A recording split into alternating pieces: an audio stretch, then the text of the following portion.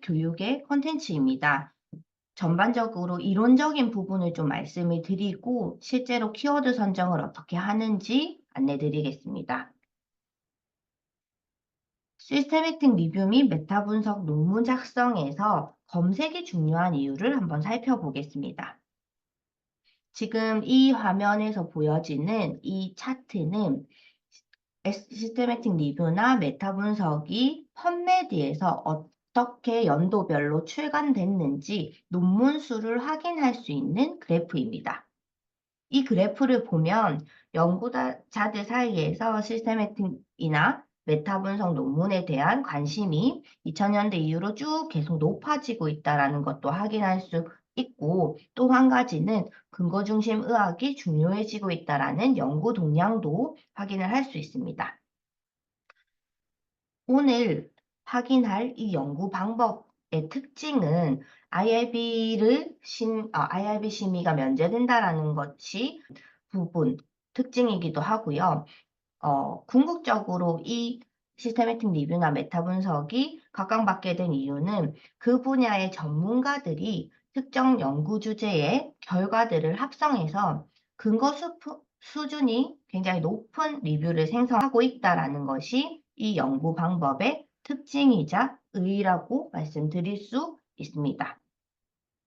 그렇다면 이러한 체계적인 문헌 고찰이 언제 등장했는지 한번 확인해 보겠습니다.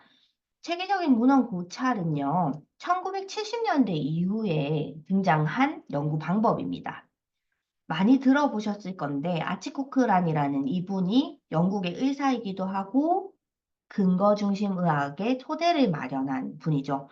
이분이 처음에 이제 효과 효율이라는 저서를 발간함으로써 RCT 논문의 결과에 효과를 입증하는 것이 중요하다라고 강조를 합니다. 그렇게 함으로써 이러한 근거 중심 의학이 등장을 했고, 87년에 이제 상과에서 임신 중인 산모를 대상으로 한 임상 시험의 결과나 과정을 단계적으로 체계적으로 비판해서 요약을 해야 된다라는 것을 이제 얘기를 함으로써 상과뿐만 아니라 대부분의 의학 전 주제 분야에서 이러한 연구 방법을 진행을 시작을 해야 된다라고 말함으로써 이제 근거 중심 의학의 토대가 마련되었습니다. 그리고 이제 아치 코크란이 사망하고 나서 지금 우리가 코크란 라이브러리라고 알고 있는 그 데이터베이스를 운영하고 있는 코크란 센터가 설립이 되었고요.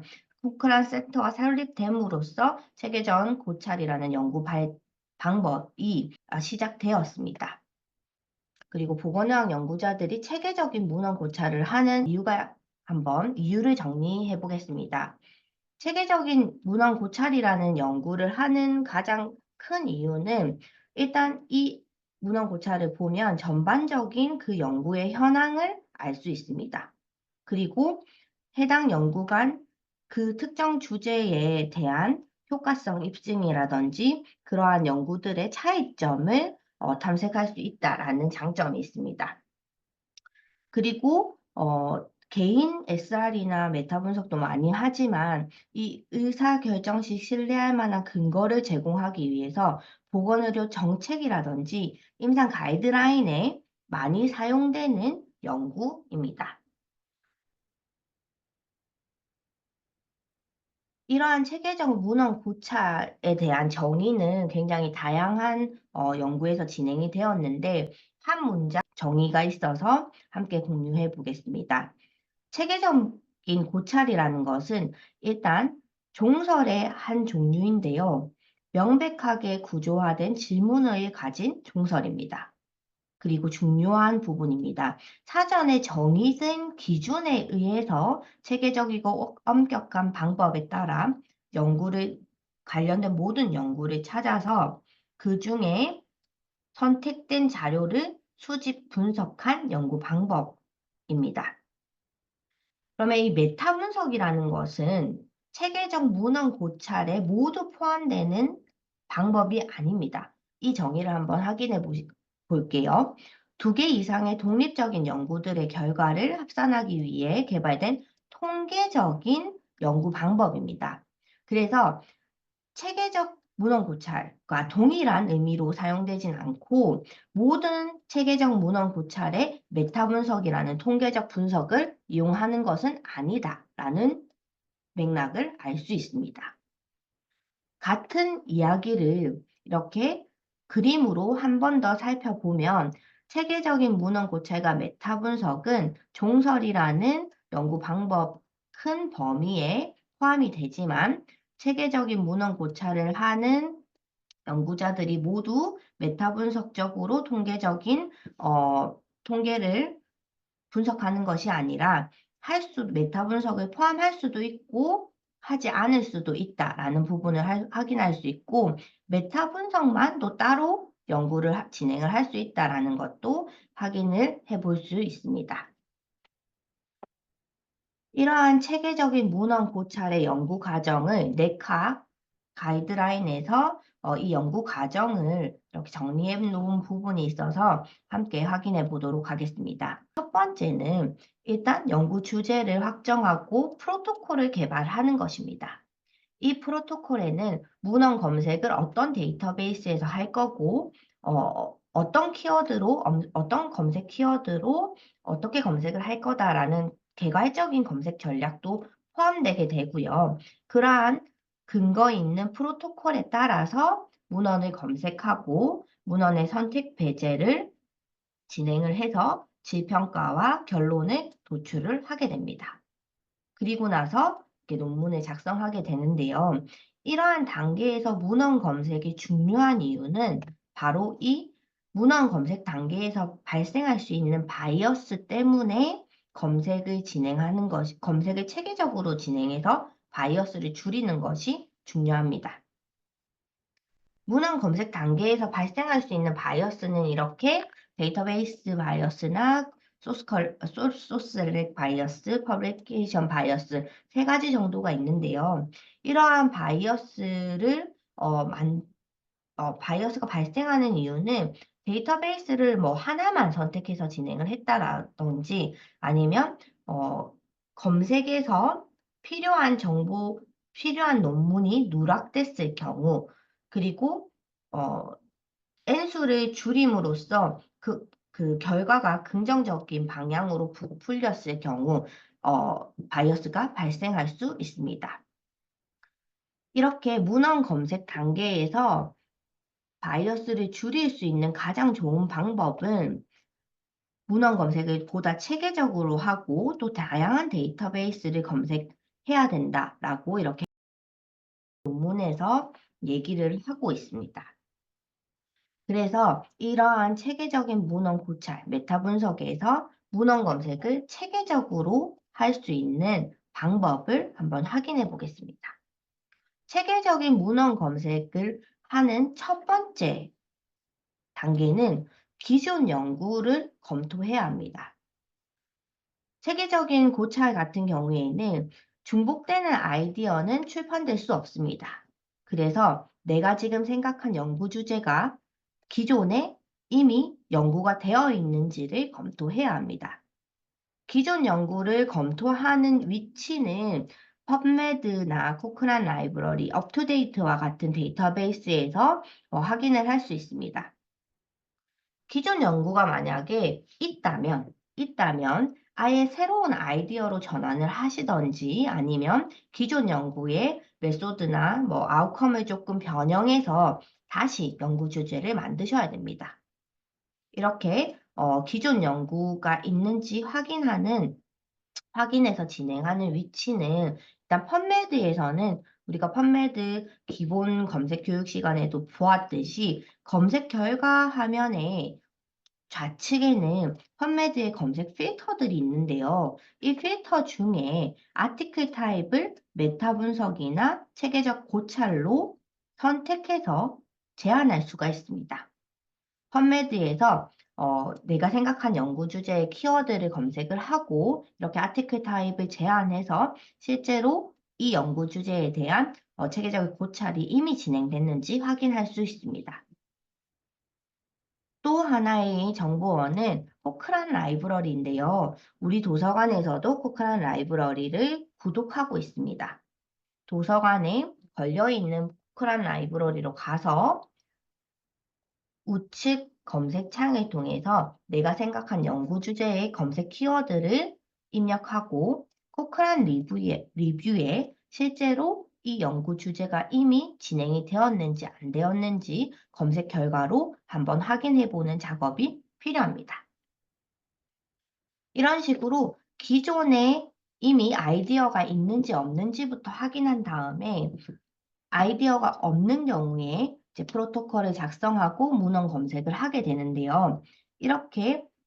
이러한 연구 방법에서 문헌 검색을 하는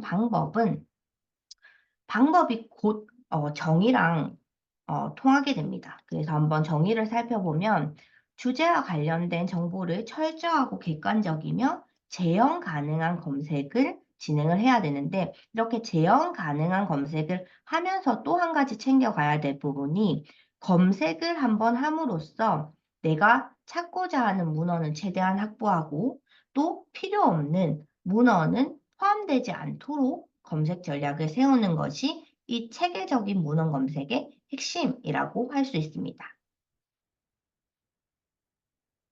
이러한 체계적인 문헌 검색을 하기 위해서는 몇 가지 단계가 필요한데요. 제가 오늘 교육에서 이야기하는 단계는 모두 이 지침에 포함된 검색 단계입니다.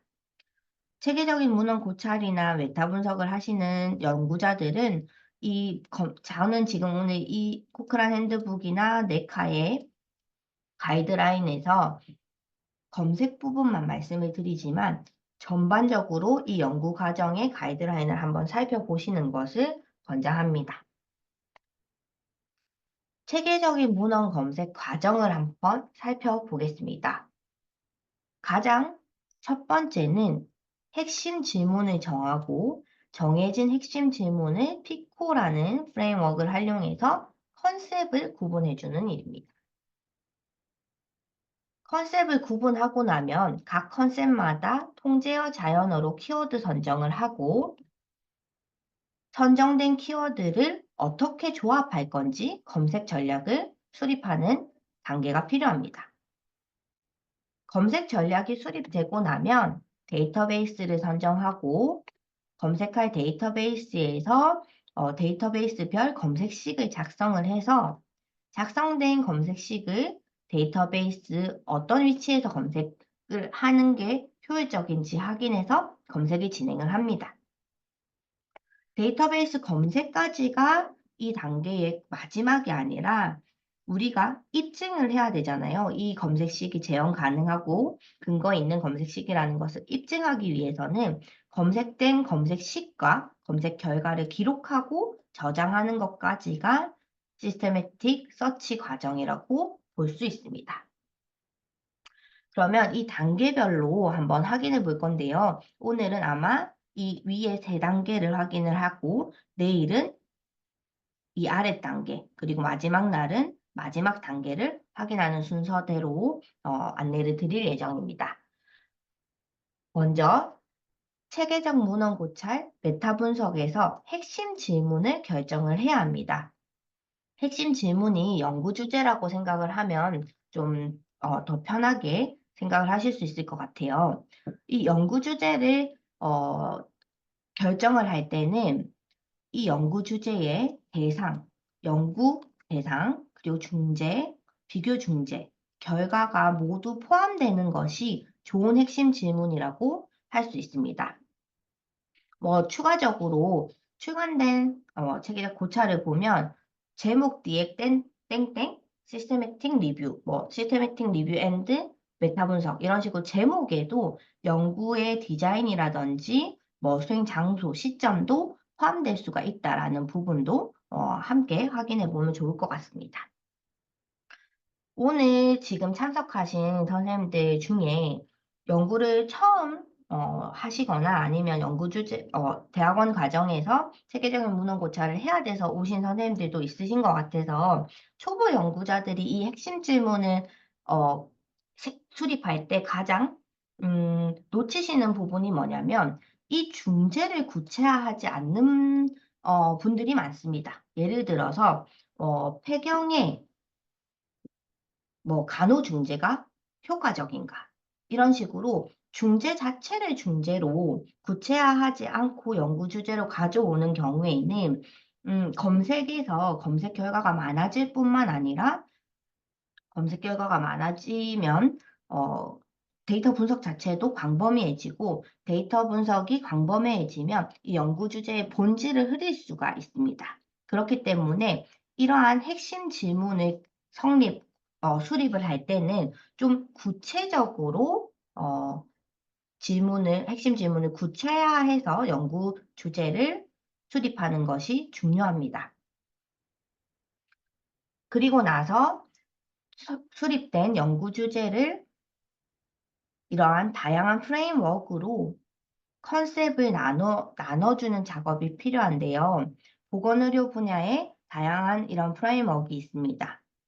오늘 교육에서는 피코를 활용해서 소개를 드리겠습니다.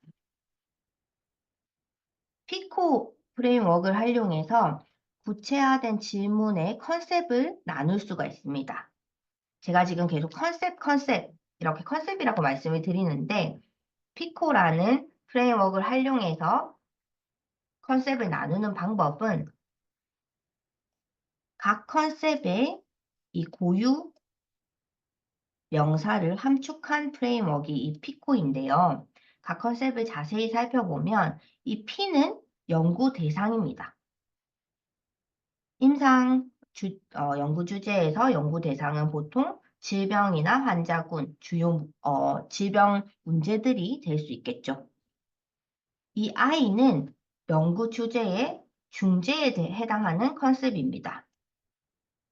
약물이나 치료, 수술 방법, 검사 방법, 그러한 각종 중재 프로그램이 이 컨셉에 해당될 수가 있습니다. C 컨셉은 중재와 비교해야 할 대상이고요.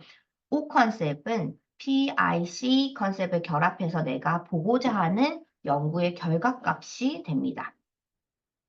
이렇게 체계적인 문헌 검색을 시작할 때는 내가 진행하는 연구 주제를 피코 컨셉으로 나누는 것부터 시작을 해야 합니다. 뒤에 슬라이드 예시를 한번 살펴보겠습니다. 처음에 생각했던 연구 주제는 좀 추상적으로 시작을 하시잖아요. 비타민 섭취가 감기 예방에 효과적인가? 이러한 연구 주제를 조금 더 구체화해서 실제 연구 주제를 만들면 이렇게 바꿀 수 있습니다. 성인에게 비타민C 1일 500mg을 복용하면 위약분에 비해서 감기가 덜 걸리는지 이렇게 핵심 질문을 조금 더 구체화시키고 구체화시킨 핵심 질문을 피코 컨셉에 따라서 컨셉을 구분해 줍니다. 방금 보여드린 이 질문에서 P 컨셉은 성인이 될 거고요. I 컨셉은 비타민 500mg이 됩니다. C 컨셉은 위약, O 컨셉은 감기 발생 위험으로 나눌 수가 있습니다. 이렇게 선생님들의 연구 주제도 피코 컨셉으로 나누신 다음에 검색 전략에 어떤 컨셉까지 포함할 건지 고민을 하셔야겠죠. 검색 전략에 PICO를 모두 포함하면 누락되는 논문이 많아집니다. 그래서 실제로 검색 전략에 포함되는 컨셉은 통상적으로 P 컨셉과 I 컨셉을 포함해서 검색을 진행하면 민감도 넓은 검색을 진행할 수 있습니다. 하지만 연구 주제에 따라서 약물 2개를 구분해야 된다거나 아니면 특정 C 컨셉은 없고 아웃컴이 꼭 포함되어야 되는 아웃컴이 하나라서 얘는 꼭 포함되어야 되는 경우에는 O 컨셉까지도 포함될 수 있지만 통상적으로 민감도 넓은 검색을 진행하기 위해서는 P 컨셉과 I 컨셉을 검색 전략에 포함하게 됩니다. 그리고 검색이 딱 처음 1회 해서 원하는 검색 결과가 딱 나오면 너무 좋은데요. 그런 경우는 거의 없습니다. 그래서 PI 컨셉으로 검색을 진행한 다음에 검색 결과를 확인하고 CO 컨셉을 추가할 수도 있다라는 부분을 기억해 주시면 좋겠습니다. 같은 이야기입니다. 앞에서 보여드렸던 부분을 조금 그림으로 달리 표현한 슬라이드인데요. 체계적 문헌 검색을 진행을 할 때는 핵심 질문을 구체화하고 피코 컨셉으로 컨셉들을 구분한 다음에 어디까지 조합을 할 것인지 고민하는 게 검색 전략을 구상하는 단계입니다. 이 단계에서 스터디 디자인이라든지 타임도 포함이 될 수 있습니다. 검색 전략에 포함이 될 수 있는데 단 우리가 진행하는 체계적인 고찰의 프로토콜에 특정한 이유로, 타당한 이유로 스터디 디자인을 RCT만 본다거나 아니면 타임을 2010년 이후의 논문을 업데이트해서 본다거나 이러한 타당한 근거가 있을 때 검색 전략에 포함할 수 있고요. 이러한 부분은 검색 시에 조합하는 것이 아니라 검색 결과 이후에 검색 도구들을 활용해서 제안하는 것을 권장하고 있습니다. 여기까지 말씀드린 이론적인 부분을 예시를 살펴보면서 확인해 보겠습니다. 추상적인 질문을 구체화하는 단계는 뇌졸중 환자에게 심리사회적 중재가 삶의 질을 개선시키는가라는 질문을 한번 구체화시켜 보겠습니다. 이 심리사회적 중재, 간호중재, 노인인지중재 이런 중재들 많이 쓰시는데요. 인터벤션으로 검색을 하면 뒷부분부터 보여드릴게요.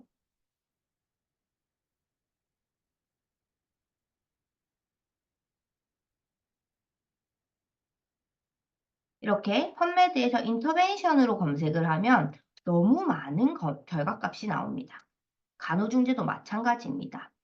이렇게 너무 많은 검색 결과가 나오는 키워드를 검색 전략에 포함하면 바이어스가 발생하고 또 한 가지는 펀메드는 10,000건까지밖에 반출이 안 됩니다. 이러한 부분 때문에 중재를 조금 구체화하는 작업이 꼭 필요합니다. 심리사회적 중재를 구체화해보면 행동치료로 구체화를 할 수 있겠죠. 그래서 뇌졸중 환자에게 행동치료는 삶의 질을 개선시키는가 이렇게 연구 주제를 조금 구체화한 다음에 PICO 컨셉을 나눕니다. 연구 대상은 뇌졸중 환자니까 스트로크가 될 거고 이 연구의 중재는 행동치료로 구분할 수 있습니다. 그리고 연구의 C와 O 컨셉은 추후에 PI 컨셉부터 하고 추가 여부를 결정하시면 됩니다. 이 PI, CO 중에 PI까지 검색 범위를 선정하시면 됩니다. 다음 예시도 한번 살펴보겠습니다. 이번 예시는 키워드의 컨셉 범위를 방금 보여드렸던 거는 좀 구체화해서 좁히는 거였고 이번 연구 주제는 키워드의 컨셉 범위를 넓혀야 되는 경우도 있다는 것을 보여주는 예시입니다. 일단 질문은 과민성 대장증후군의 식이요법이 효과적인가? 라는 질문이고요. 얘를 조금 구체화했더니 식이요법을 로우 포드맵 다이어트로 구체화해서 질문을 변경했습니다. 그래서 PICO도 이렇게 잘 구분을 했고요. PI를 검색을 하려고 확인해 봤더니 로우 포드맵 다이어트라는 이 검색 키워드가 펀메드에 검색하면 한 20 몇 건밖에 연구된 결과가 없습니다. 그런데 여기서 IBS까지 결합을 하면 연구 결과가 너무 적어지잖아요. N수가 너무 작아도 연구에 바이어스는 발생합니다. 그렇기 때문에 선생님들께서 PI 컨셉은 이렇게 P에는 IBS, I에는 로우 포드맵 다이어트라고 선정을 구분을 해놓고 나서 키워드를 선정하실 때는 이 로우 포드맵 다이어트를 로우 포드맵 다이어트라고 하는 것보다 다이어트로 확장해서 키워드를 선정하고 B와 I를 검색 전략에 포함해서 검색하는 것이 보다 누락 논문 없이 검색할 수 있는 방법입니다.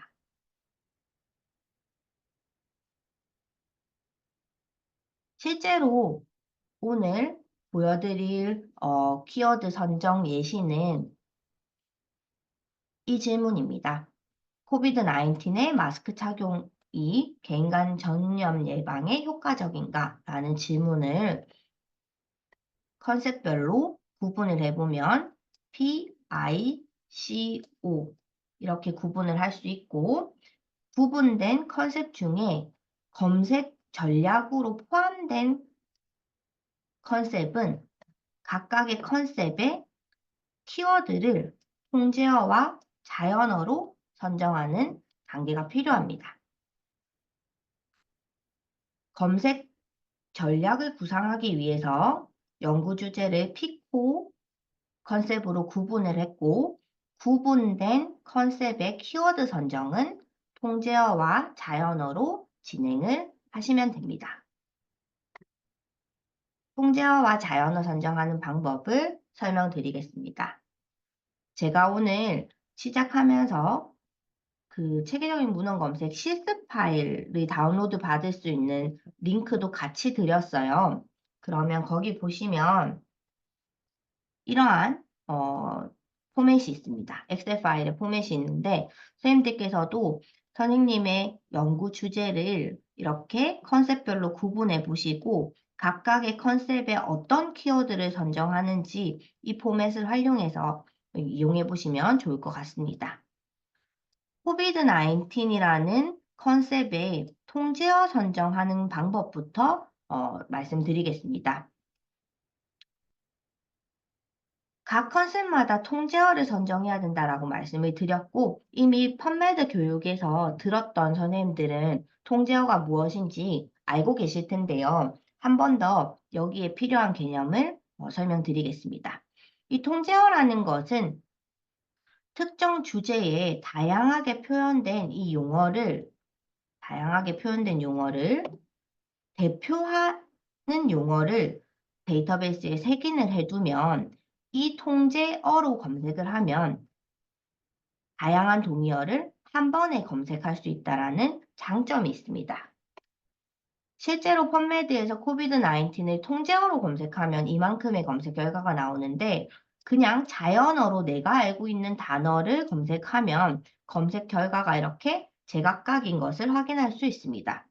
이러한 용어를 한 번에 검색할 수 있는 통제어 검색을 통해서 주제의 정확도 높은 검색을 진행하는 것이 필요합니다. 데이터베이스별로 통제어의 종류가 다릅니다.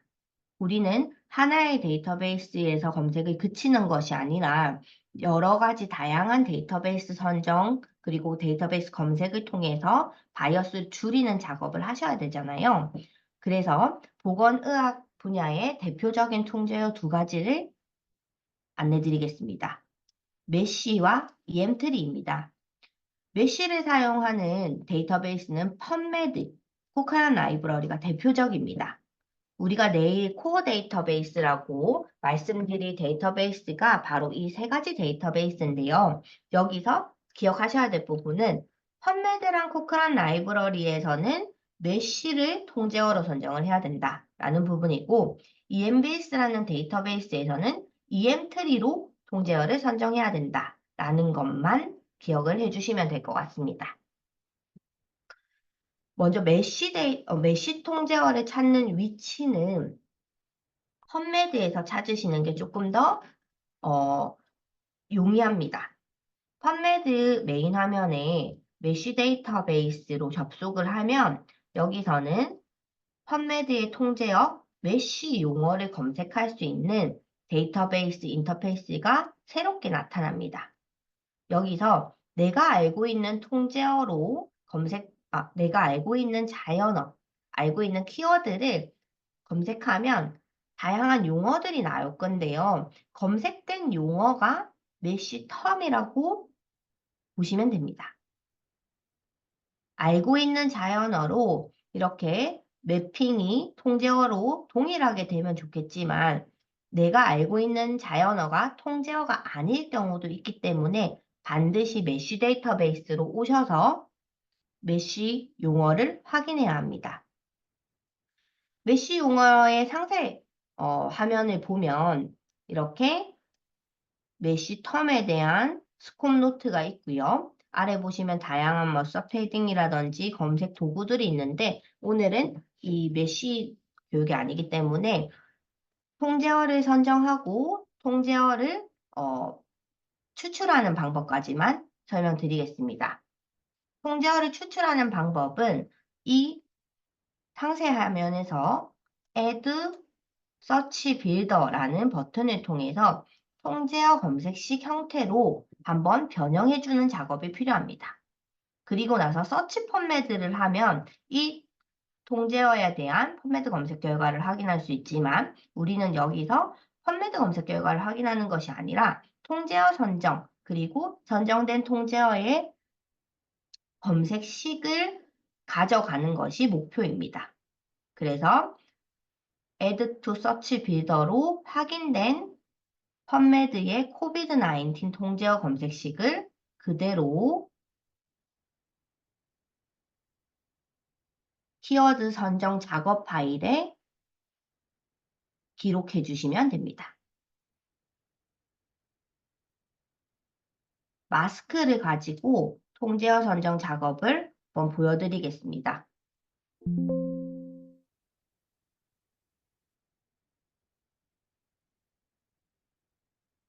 펀매드의 익스플로러 아래 메쉬 데이터베이스로 오셔서 통제어 확인을 해야 합니다.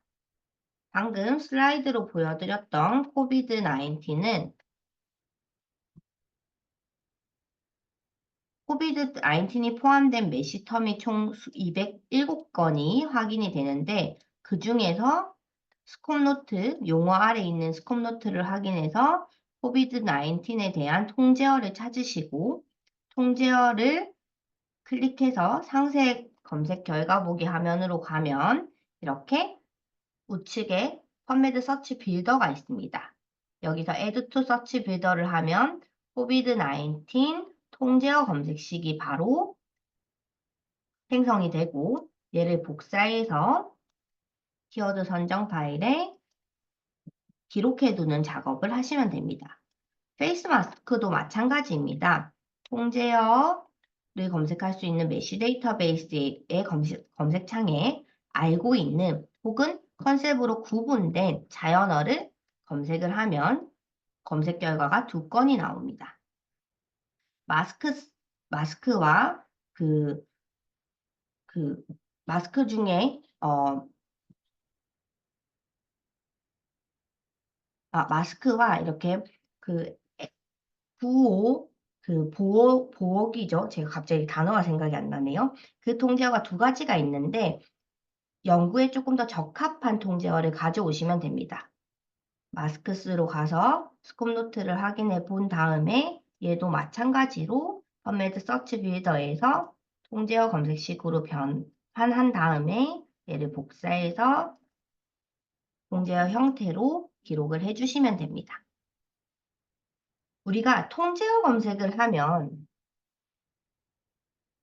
관련된 동의어들을 한 번에 검색할 수 있다는 장점이 있다고 말씀을 드렸는데요. 그것뿐만 아니라 통제어를 검색하면 좋은 점은 해당 통제어의 하위 텀도 하위 용어도 함께 확장해서 검색을 하기 때문에 누락 논문을 줄일 수가 있습니다.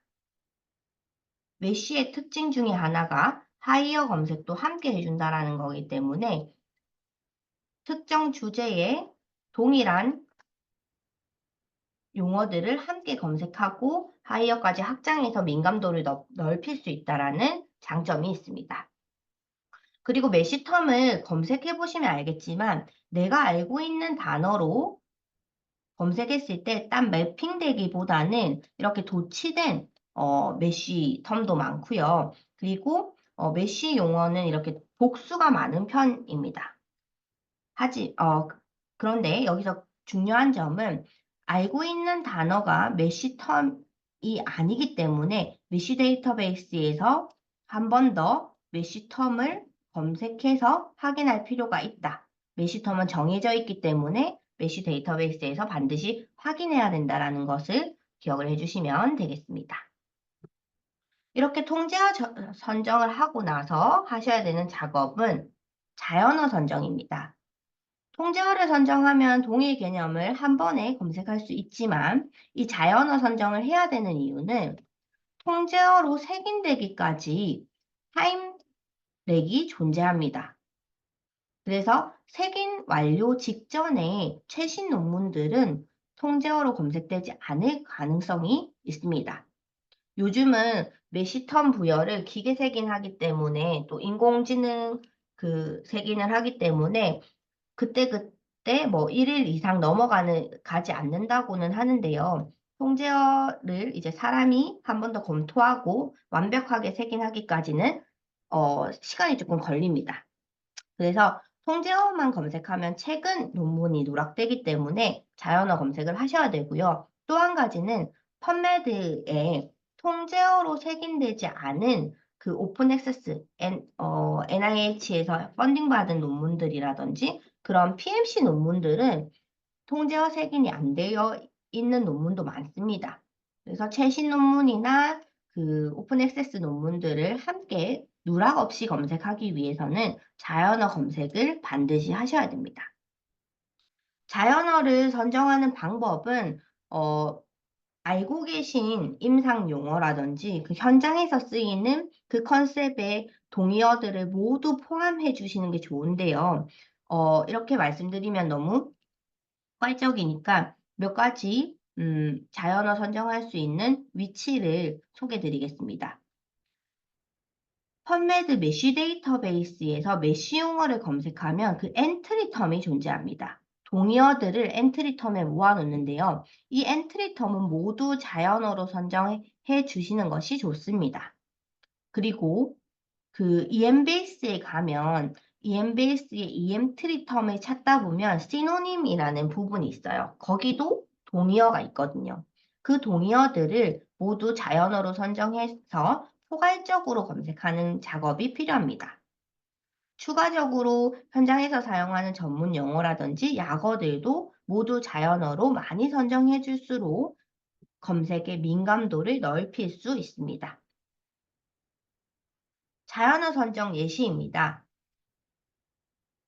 특이한 점은 메쉬 용어도 한 번 더 자연어로 선정을 해줘서 이 용어의 형태도 이 용어의 형태로 작성된 최신 논문도 자연어로 검색하는 작업이 필요합니다. 이 부분도 한번 시연을 통해서 보여드리겠습니다.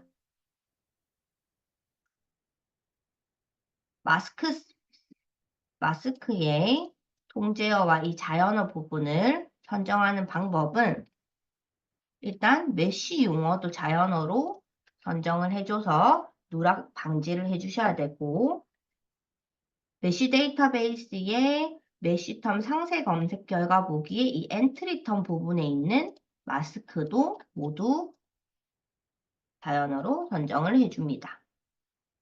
그리고 뭐 알고 있는 마스크 관련 페이스 마스크 내가 컨셉으로 정리했던 이 페이스 마스크 이런 것들도 자연어로 선정을 해주시면 됩니다. 코비드 19도 한번 다시 확인을 해보겠습니다.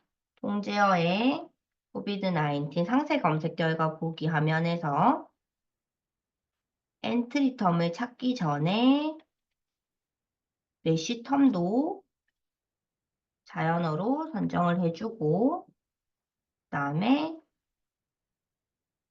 동의어가 모여있는 엔트리 텀의 모든 텀을 자연어로 선정해 주시는 작업이 필요합니다. 네, 이 모든 자연어를 검색에 활용하기도 하지만요. 예를 들어서 이렇게 중복되는 단어들이 있는 경우에는 COVID-19이라고만 예를 들어 COVID-19이라고 자연어가 있는데, 그죠? 자연어가 있는데 COVID-19 바이러스 인펙션 이 용어를 굳이 중복할 필요는 없습니다. 왜냐하면 COVID-19이라고 검색하면 이 뒤에 바이러스 인펙션이 있든 없든 이 단어들이 모두 포함해서 검색되기 때문에 이렇게 중복되는 것은 지우고 진행을 하셔도 됩니다. 삭제하고 진행을 하셔도 됩니다. 오늘 선정하실 때 참고하셔서 그렇게 정리를 하실 수 있고요. 다시 슬라이드로 돌아가서 자연어 선정 부분을 확인해 보겠습니다. 지금 자료에는 나중에 우리가 검색식 변환할 때 실습을 위해서 이렇게 몇 개의 자연어만 선정해 두었지만 실제로 연구에서 검색하실 때는 엔트리 텀의 전체를 활용하시는 것이 민감도를 넓힐 수 있는 방법입니다. 이렇게 컨셉 구분해서 키워드 선정하실 때 통제어 선정에서 시간을 많이 할애를 하시는데요. 통제어가 없는 경우에는 자연어로만 선정을 할 수도 있습니다만은 주제의 정확도 높은 검색을 위해서는 통제어를 활용하시는 게 좋습니다. 그래서 딱 매핑되는 통제어가 아니고 유사 개념의 통제어가 있다면 그 유사 개념의 통제어를 조합해서 사용하는 것을 권장하고 또 한 가지는 한 컨셉에 하나의 통제어만 있지는 않습니다. 예를 들어서 흡연이라는 그 컨셉에서 통제어를 선정할 때 스모크도 있고 스모킹도 있을 거예요. 메쉬 데이터베이스에서 유사 개념의 통제어가 있다면 OR로 조합해서 한 개 이상 모두 선정해서 진행하는 작업이 필요합니다. 그리고 아까 말씀드렸듯이 메쉬의 특징은 하이어를 확장해서 검색을 하는 건데 이 부분들이 검색에 불필요한 검색 결과를 한다고 생각을 해서 뭐 특정 보건 의료인에 대한 연구 중에 뭐 특정 직군만 내가 제외하고 싶다고 해서 이 부분을 낯처리해서 진행을 하면 필요한 논문도 제외가 될 수 있습니다. 그래서 낯검색은 권장하지 않고요. 오히려 이럴 때는 필요한 개념만 OR 조합해서 검색을 하는 것을 권장합니다. 코비드-19 페이스 마스크 이외의 통제어 자연어 예시를 몇 가지 보여드리면서 마무리를 해보도록 하겠습니다. 지금 보여드린 예시는 딱 떨어지는 질문이거든요. 보시면 수면 장애가 원형 탈모증에 미치는 영향입니다. 그러면 P 컨셉은 연구의 질병군, 주요 질병군은 원형 탈모증이 될 거고요. 원형 탈모증에 대한 메시텀을 찾아서 통제어를 기록해 놓고 메시텀의 엔트리텀을 활용해서 자연어들을 이렇게 선정할 수가 있습니다. 그리고 수면 장애 또한 메시에서 검색해보면 Sleep Wake Disorders라고 색인이 되어 있습니다. 확인하고 자연어를 이렇게 선정해주면 됩니다. 두 번째 예시는 처음 교육 초반에 보여드렸던 예시와 동일한데요. 뇌졸중 환자에게 심리사회적 중재가 삶의 질을 개선시키는가? 이 연구 주제는 실제로 저희 도서관에서 진행해서 KCI 등재 논문에 출판된 주제이기도 합니다. 그런데 이 심리사회적 중재에 대한 키워드 선정할 때 교수님과 여러 차례 회의를 했었는데요. 심리사회적 중재가 처음에는 막 7, 8개로 선정을 했거든요. 그렇게 너무 많이 하다 보니까 이 연구 주제 자체에 본질이 흐려지는 단점이 발생해서 뇌졸중 환자는 딱 떨어지는 컨셉이잖아요. 뇌졸중에 대한 통제어 자연어는 이런 식으로 엔트리텀을 모두 확장해서 선정을 했고, 이 심리사회적 중재는 최종 논문 출간된 거는 이렇게 4가지 컨셉만 포함이 되었습니다. 4가지 컨셉으로 구체화해서 행동치료, 상담, 사회적 지지, 건강교육을 선정을 해서 각 통제어와 자연어를 선정해서 검색을 진행을 했었습니다. 아마 대학원 선생님들은 이런 케이스가 많으실 것 같아요. 그래서 키워드 선정할 때 중재에 대한 고민을 구체적으로 하셔서 선정하는 게 중요하다라는 부분은 보시면 좋을 것 같습니다. 그리고 다음 예시는 과민성 대장 증후군의 식이요법이 효과적인가라는 예시인데요. 이 예시에서 역시 P는 명확하게 딱 떨어집니다. 과민성 대장 증후군이라는 이 메시텀을 찾아서 기록을 해주면 되고, 자연어도 엔트리텀의 전체를 선정을 해서 자연어 확장을 해주면 됩니다. 근데 엔트리텀에 뭐 IBS나 이런 약어는 없더라고요. 그러니까 현장에서 알고 계신 용어도 자연어로 선정해서 누락 논문을 줄이셔야 돼요. 그리고 I 컨셉의 식이요법 같은 경우에는 메시텀의 다이어트로 딱 떨어지는 게 하나 있었고요. 추가적으로 식이요법, 치료와 같은 다이어트 테라피라는 통제어도 있습니다. 그러면 과민성 대장증후군의 다이어트 테라피로만 그 메쉬가 색인된 논문은 다이어트만 선정했을 때 누락되잖아요. 그래서 그런 것들을 방지하기 위해서 다이어트와 다이어트 테라피를 모두 선정해서 진행을 했고, 각 자연어도 엔트리텀을 확인해서 확장 진행했습니다. 뿐만 아니라 메쉬 데이터베이스에는 우리가 펀메드 교육에서도 확인했지만 메쉬텀과 그 약물 통제어, PA 통제어도 있고 보충 개념인 멘터리 그 컨셉도 있습니다. 뿐만 아니라 이렇게 서패딩도 메쉬텀의 일부입니다.